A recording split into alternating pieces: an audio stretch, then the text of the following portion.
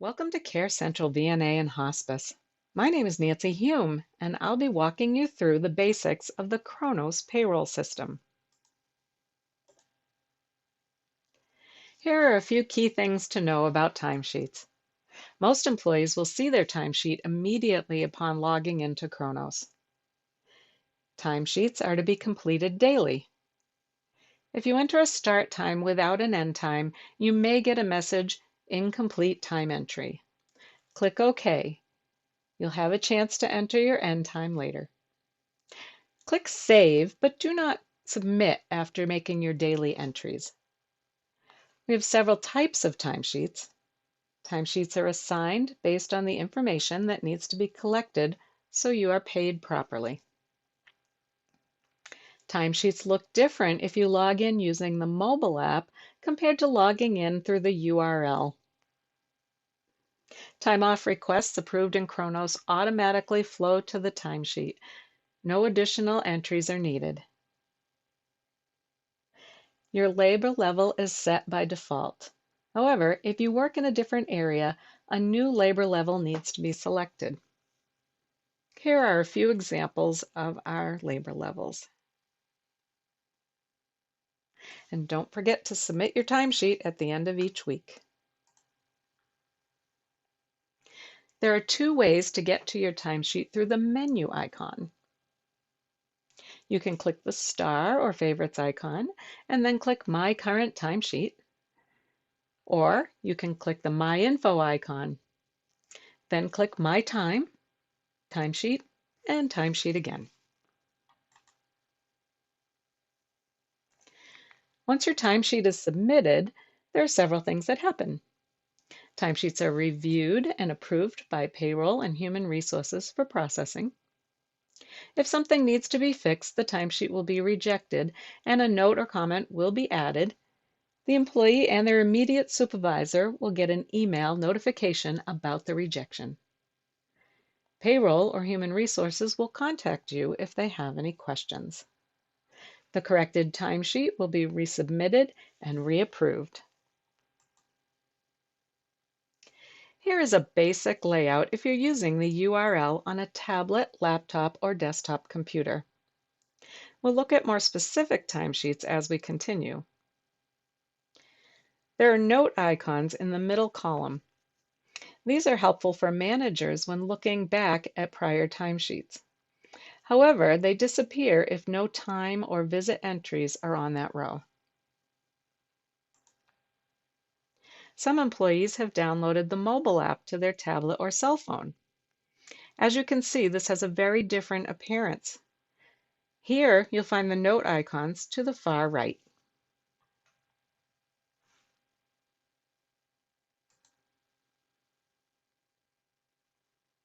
Here's an example of a salaried field staff timesheet.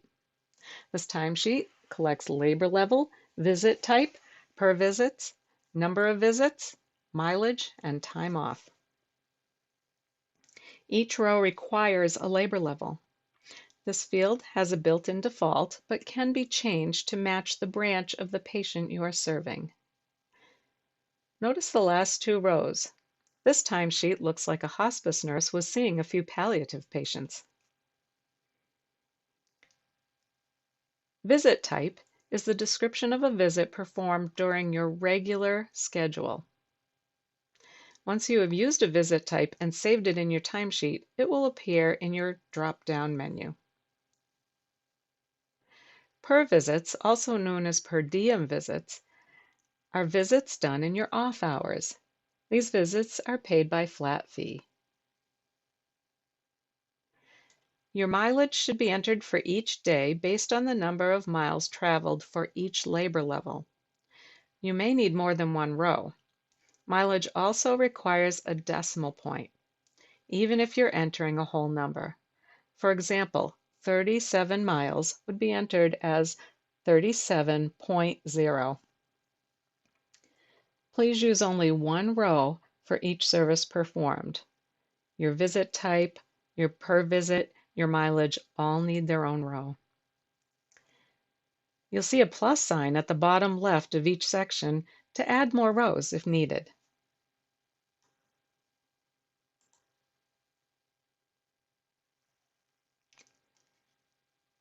Here's a view of the salaried field staff timesheets in the mobile app.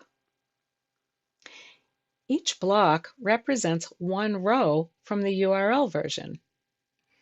Start with the quantity in the total field. Check your labor level and add only one, your visit type, your per visit, or your mileage. To add more information, you'll need to click on the Add Time Entry button.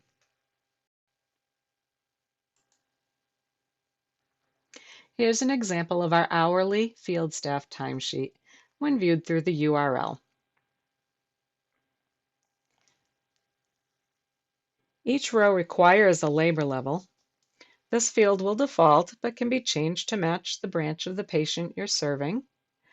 On this timesheet, the visit type is entered on the same row as the time from and to. The number of visits is entered in the quantity column at the far right. The per visit or per diem visit column does not appear on this timesheet.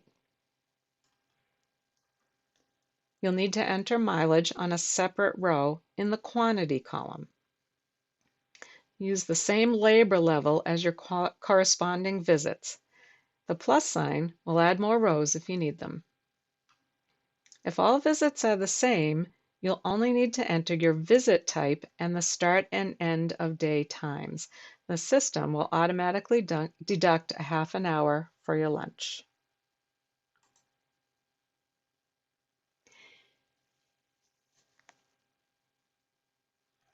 Here's the hourly field staff as seen through the mobile app. As you've seen before, each section represents one row in the desktop version. So on this sheet, the time from and to would also include the type and quantity of the visit. A new section would need to be added for mileage. The Add Time entry will add more sections if needed.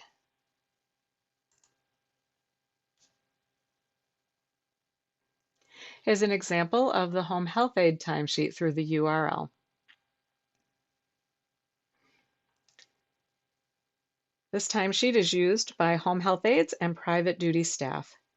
It is the only hourly timesheet that requires logging in and out for your lunch breaks. Mileage can be entered on the same row as your from and to time. This timesheet has subcategories for the labor levels. When logging non-billable time, such as office or meeting time or travel time, you'll need the subcategories. For the actual visit, simply use the appropriate labor level. The plus sign will add more rows if needed. We don't have a picture of the mobile app view for this timesheet. Please contact Human Resources or Payroll if you have issues getting started. Here's an example of our per diem field staff timesheet as seen through the URL. Notice there's no visit type column. You would enter time from and to only for meetings and trainings. On a separate row, enter your per diem per visits, and on another row, enter mileage. The plus sign will add more rows if needed.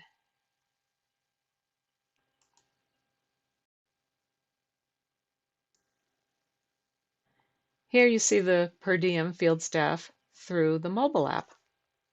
The same principles apply here. Each block represents one row on the URL version. To add more information, you need to click on the Add Time Entry button.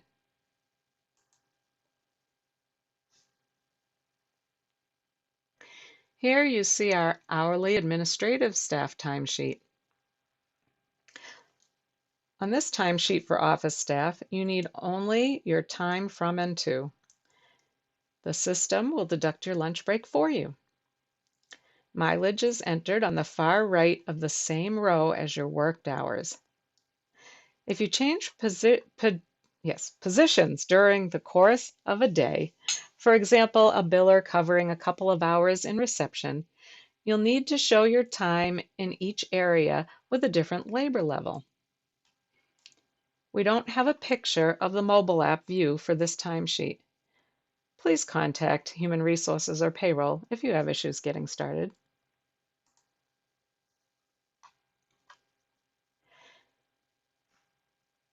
This timesheet is for our salaried administrative staff. This timesheet collects your mileage and your time off. Your salary is already built into the system. Mileage and time off must be entered on 2 different rows. Need more rows? There's a plus sign available, but it's not pictured here. Please also note this timesheet also requires the decimal point for mileage when entering a whole number.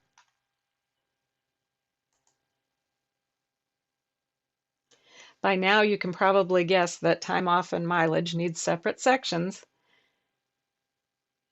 Also, be sure your mileage entry is on a day that you actually worked. Kronos won't pay mileage on the same day as a full day time off entry.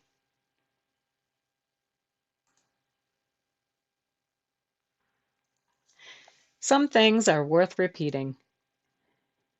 Timesheets are to be completed daily. Use a decimal point when entering mileage. Click Save, but not Submit after making your daily entries.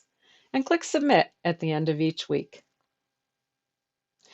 If you enter a start time on a timesheet without an end time, you might get this message. Just click OK. Thanks for tuning in. We're so glad you're here.